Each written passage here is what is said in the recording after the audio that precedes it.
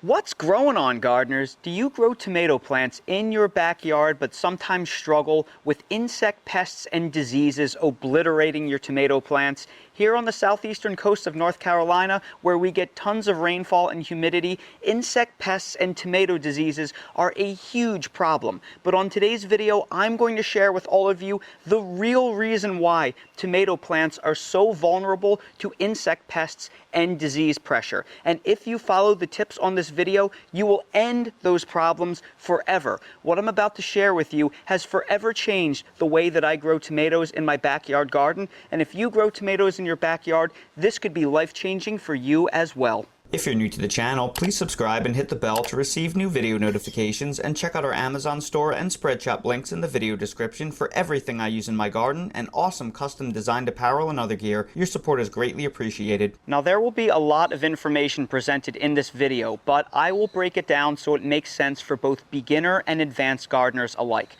I will provide scientific facts where possible, but some of this information I've gained from my many years of experimentation, so some evidence will be anecdotal. However, if you stick with me until the end, I think you'll have a light bulb moment where it'll hit you all at once and you'll wonder, why haven't I thought of this before? It all makes so much sense. Tomatoes are by far the most popular backyard vegetable grown in the United States and probably throughout much of the world.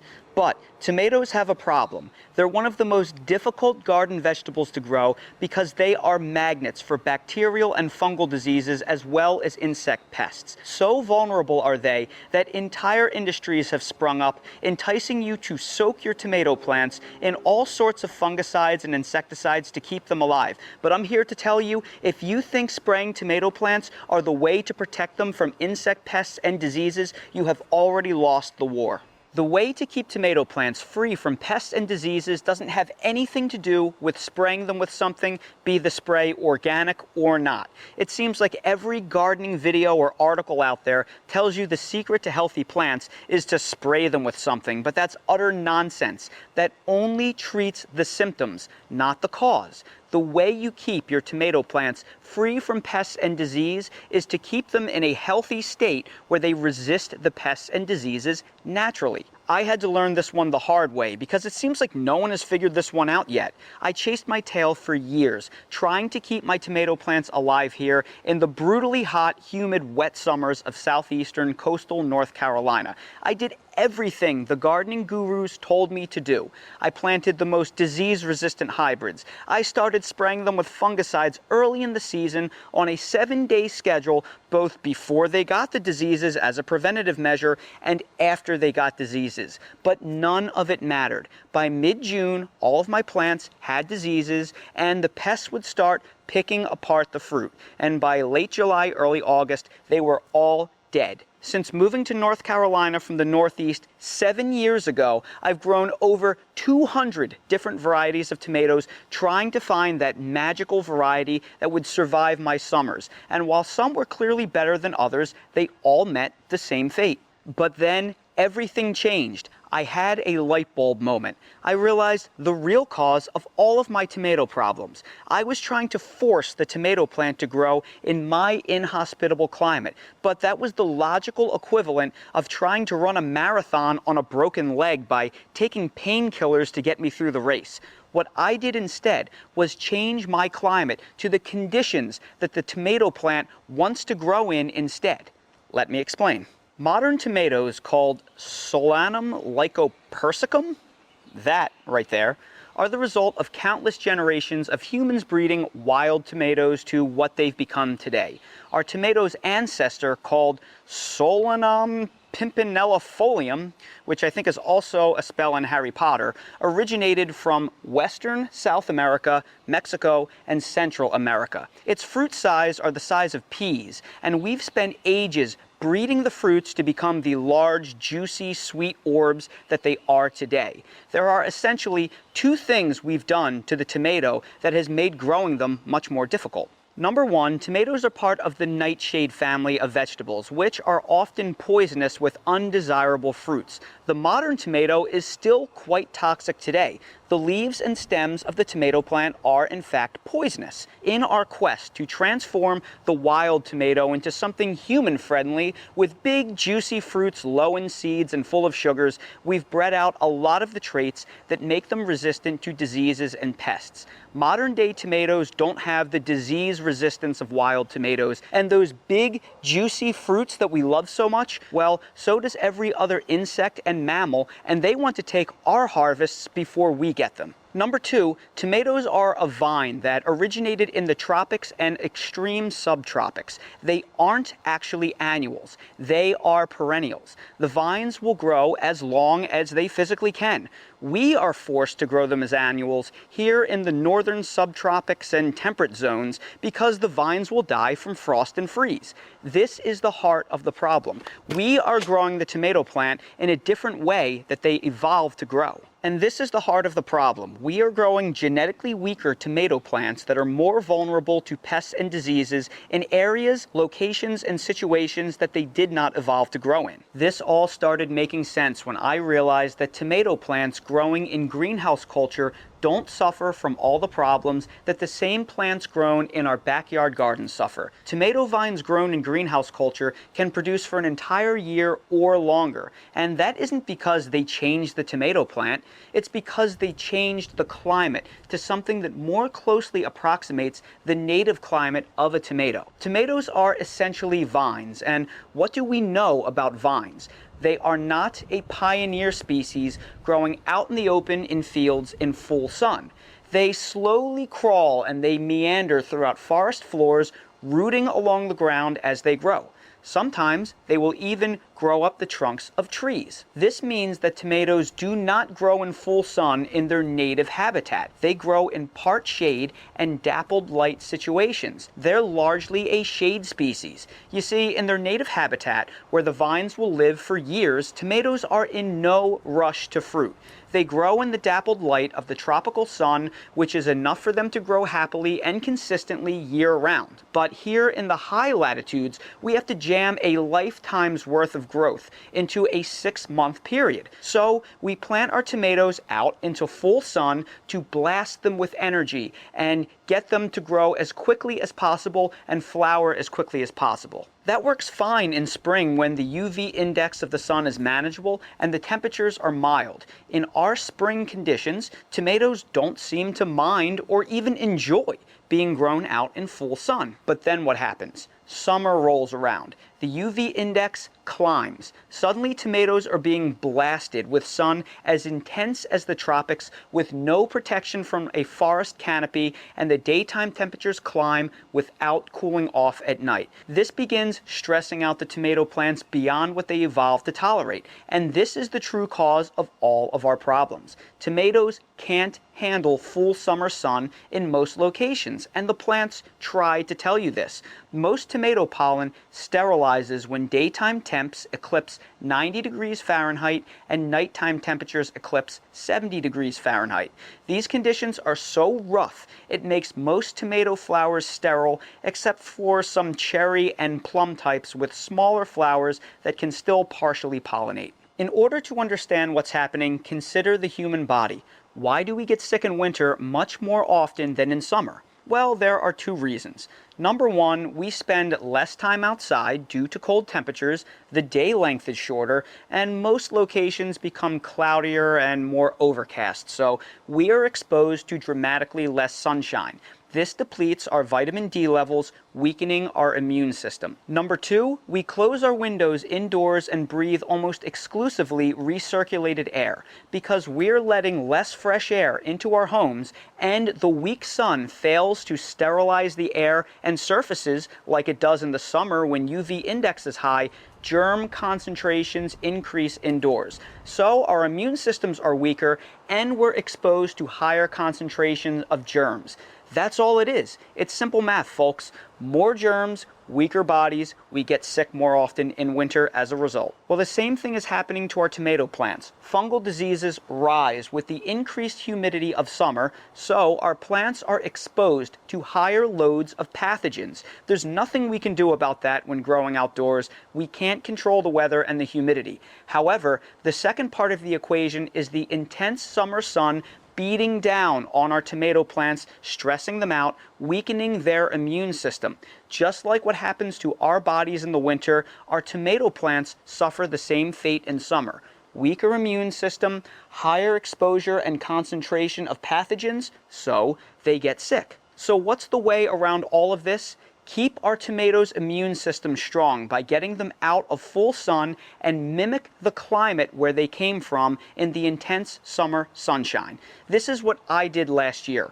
Once the heat and humidity rolled in, I immediately erected 40% shade cloth above all my tomatoes. What happened next was magical. They didn't get sick. Walking underneath the shade cloth was like walking inside a forest canopy. It felt 15 to 20 degrees cooler, and where the sun outside was clearly burning your skin as it beat on you, causing harm, I could set up a lounge chair underneath my shade tunnel and relax and kick back with a cool drink in my hand. For the first time ever, my tomato plants stayed healthy throughout June and into July. In fact, I sprayed my tomato plants less than I ever have before. My tomatoes in July looked like my tomatoes I usually grow here in May. I just couldn't believe it. I did it. I cracked the code. Instead of chasing my tail trying to treat the symptoms by spraying my plants, I made it so my plants never got sick in the first place. By minimizing their stress levels, their immune systems didn't break down and collapse, so they were able to naturally fight off the diseases. And since the tomatoes didn't weaken from the stress, they didn't give off the chemical and hormonal markers that draw in the insect pests. Insects can detect when plants are weak and suffering, and that's when they attack. If your plants don't become weak, they stay naturally pest resistant. So here are my 3 secrets to healthy tomato plants. 1. Keep them cool and under shade during summer. 2. Keep them very well fertilized so they have thick stems and dark green leaves. And 3. Keep them well mulched and well irrigated. If you do these 3 things, your tomato plants will be under minimal stress and keep their natural defenses high so they can fight off pests and diseases without a bunch of sprays. Now, when you erect the shade cloth will depend on where you live. Here in Wilmington, North Carolina, my target date is around late May, around Memorial Day. Where I used to live in New Jersey, it would be roughly around 4th of July. Ultimately, you will need to figure this one out through trial and error, but this is a pretty good starting point for you. And of course, if you're in the southern hemisphere, you will need to adjust all of those dates by 6 months. And please, this method will work anywhere you grow tomatoes where diseases and heat stress are an issue. I don't care if you live in Las Vegas, Phoenix, Miami, Houston, the effect of shade cloth is absolutely astounding. Please, I beg you, try this method. If you think your summers are too hot to grow tomatoes, this may change your life. I will place a link down in the video description for the exact shade cloth I use. I'm telling you, it is worth its weight in gold. But please, don't fall for the trap of planting your tomato plants in shade. The problem with that is your tomatoes will struggle to grow in the spring because they won't get enough light. The end result will be tomato plants that are way late and perform very poorly. Remember, we are growing tomatoes in a truncated season. What you need to do in most climates is plant your tomatoes out in the spring in full sun so they can grow and flower when the sun is reasonable and temperatures are pleasant, then install the shade cloth overhead when the sun becomes oppressive and temperatures are high. I will drop a link down in the video description with playlists of all my favorite DIY builds. It will show you how to build my shade tunnel hoop structure, how to put hoops over raised garden beds and throw shade cloth over them, basically all kinds of ideas where you can make this work for minimal effort and minimal cost. And this doesn't just work for tomatoes, it works to extend the life of all your cool season crops and prevent bolting. It's great for growing peppers, cucumbers, zucchini, eggplant, and other crops because of the reduced stress. Here in my North Carolina summer, everything seems to love being grown underneath the shade cloth. Even my fig trees, which you think bathe in warm Mediterranean sun.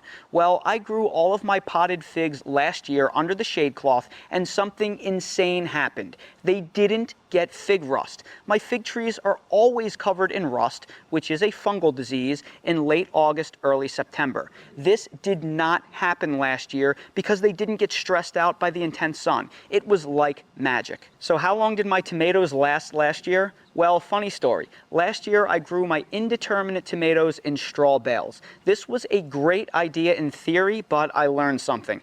My climate is so hot, humid, and wet that by August the straw bales all decomposed. So the tomato plants wound up dying in August because my straw bales just shrunk and they withered away to nothing. Had I grew them in large pots, that never would have happened.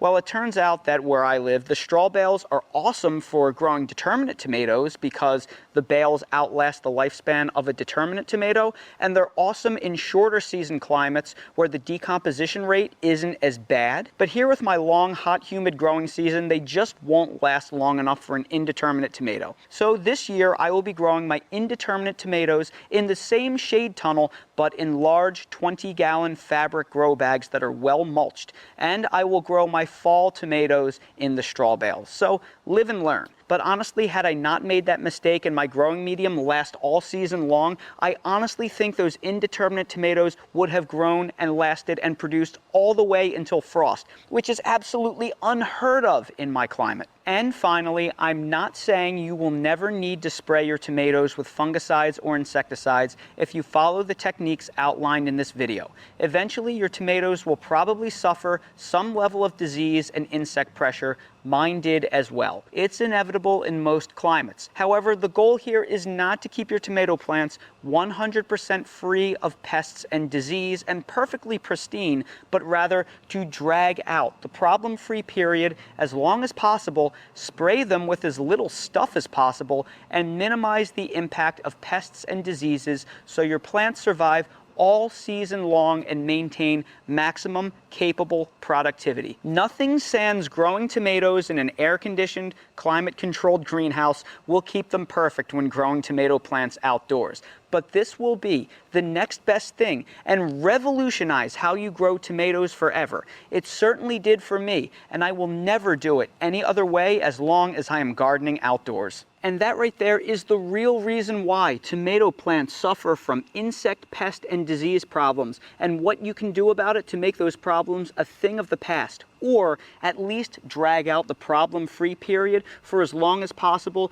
to maximize your growing season and have a dramatically better harvest. Now, like I said, when it comes to the things that I use to grow tomatoes, I will make sure that I provide direct links to all of them down in the video description. Those will be the shade cloth, the fertilizers, and I will put links to the various structures that I build, like my hoop houses and my shade tunnels, to make everything easy for you, as well as last year's gardening video that shows the incredible results underneath my shade tunnel. It has forever changed the way I will grow tomatoes, and if you employ these techniques, I think it can change your life as well. So everybody, thank you so much for watching this video. If you have any questions, please ask them down in the comments and I will do my best to answer them. If you're curious about any of the other products I use in my garden, they're all linked down below in my Amazon storefront in the video description, so click on the Amazon link to see everything I use in real life. And while you're there, check out my spread shop for custom merch if you want to support the channel. Thank you all so much for watching, and I hope to see all of you again on the next video. Oh boy, something's going on. What do we have over here? Who's that for? Dale's homemade ice cream in our Ninja Creamy. And what's in it? It is with applesauce and kefir, a little bit of milk, and some peanut butter. Ooh. It's a little icy. Ooh, I know a certain somebody that is going to love that. Oh boy, here it comes. Ooh. Ooh, a treat on top too? Is that a Dale biscuit? Or not the kind that you find in the yard? One of the better Dale biscuits. What do you think, buddy? Do you like it? He certainly looks pretty happy. Pretty good. I wonder if I can get my finger in there and try some. I'm just kidding. I would never do that. I like having 10 fingers. Is that good, Daddy? He's got icy cream on his nose.